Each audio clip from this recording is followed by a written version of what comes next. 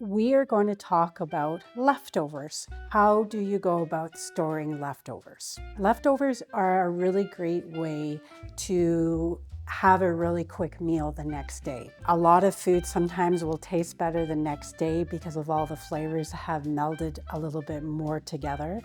And it can also be incredibly convenient for a person's really busy lifestyle. So when you are making a meal, make a little bit extra so that you can have leftovers that you can eat the next day, either for lunch or for supper. And sometimes people like to have them for breakfast as well. So for storing leftovers, my suggestion is to get yourself some really good containers with matching lids. Now, this stack of containers is made out of glass, with the exception of the lids.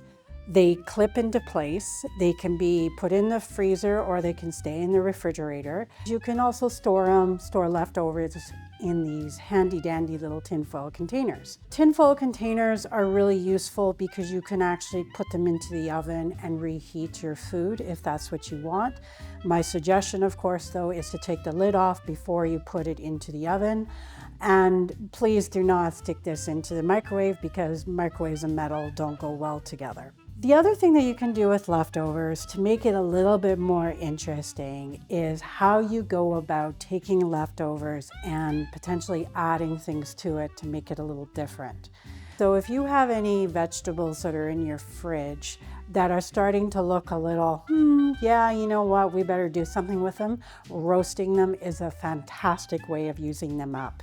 Another option to try to make leftovers a little bit more interesting is why not at the end of your week, when your fridge is full of leftovers, have a buffet.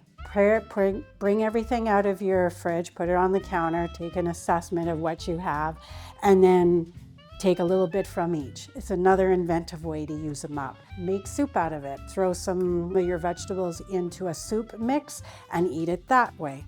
The other thing you can do is add leftovers to things like quesadillas or casseroles. Excellent way to use up leftovers.